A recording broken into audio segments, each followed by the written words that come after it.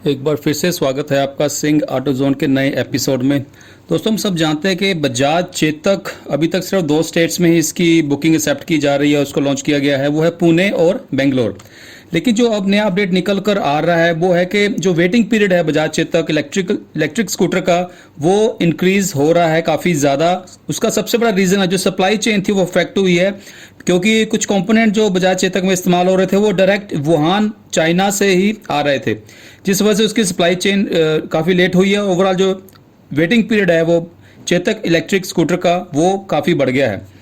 अगर हम चाइना की बात करें तो वहाँ की इंडस्ट्री फिर भी रिकवर कर गई है, ऑटो इंडस्ट्री, क्योंकि वहाँ की गवर्नमेंट ने उनको काफ़ी सपोर्ट दिया है। लेकिन भारत में ऐसा नहीं है, किसी तरह का कोई सपोर्ट ऑटो इंडस्ट्री को, चाहे वो आईसी बेस्ड इंडस्ट्री हो या इलेक्ट्रिक इंडस्ट्री हो, कोई सपोर्ट गवर्नमेंट की तरफ से नहीं मिली है।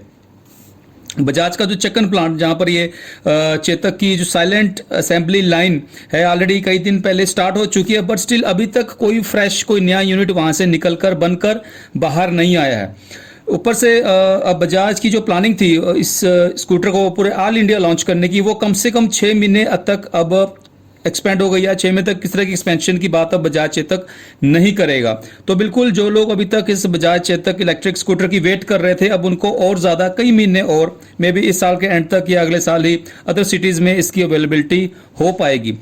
दोस्तों, ये जो सिचुएशन बनी है बिकॉज ऑफ पेंडिंग, ये एक बहुत बड़ा एग्जांपल है, जिसके वजह से वो सब कंपनीज जो अपने कंपोनेंट के लिए बिल्कुल चाइना पे या अदर कंट्रीज पे डिपेंडेंट थी, ये उनके लिए एक एग्जांपल है कि क्यों उन्होंने अभी तक इतने साल का टाइम मिला उनको, क्यों उन्होंने अपनी R&D नहीं की, क्यों वो कंपोनेंट पूरे के पूरे भारत में नहीं बनाए हैं।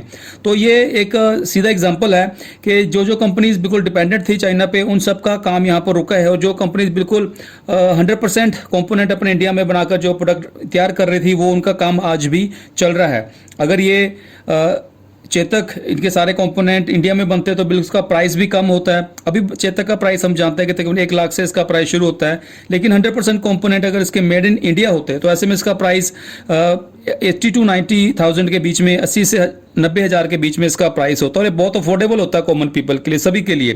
तो समझ नहीं आता ये कब समझेंगे ये मेन स्ट्रीम की कंपनी, स्पेशली स्टार्टअप्स कंपनी फिर भी काफ़ी कुछ अच्छा कर रही हैं, लेकिन ये जो मेन स्ट्रीम कंपनीज है, चाहे बजाज है, हीरो है या टीवीएस है, ये आज भी R&D के नाम पर उन्होंने कुछ ज़्यादा नहीं किया है। कंपोनेंट चाइना से आ रहे हैं, उसको कॉपी पेस्ट करके आगे प्रोडक्ट ये बेच रहे हैं। तो सीखने की ज़रूरत है इस माहौल से कि बिल्कुल अपनी R&D करनी पड़ेगी, अपनी इन्वेस्टमेंट करनी पड़ेगी। तो उम्मीद है कुछ सीखेंगे जो भी निकल कर आ रहा है। बाकी बिल्कुल बैड न्यूज़ तो उनके लिए है जो चेतक का इंतज़ार कर रहे थे कभी उनके सिटी में आएगी, इसको खरीदेंगे। अब आपको कई महीने और इंतज़ार करना पड़ेगा। एटलीस्ट मुझे लगता है ये साल तो नहीं हो पाएगा, अगले साल तक की किसी अदर सिटीज़ में मे भी इसको लॉन्च किया जा सके। फिलहाल आज के लिए इतना ही। धन्यवाद वीडियो को अंत तक देखने के लिए। जय हिंद।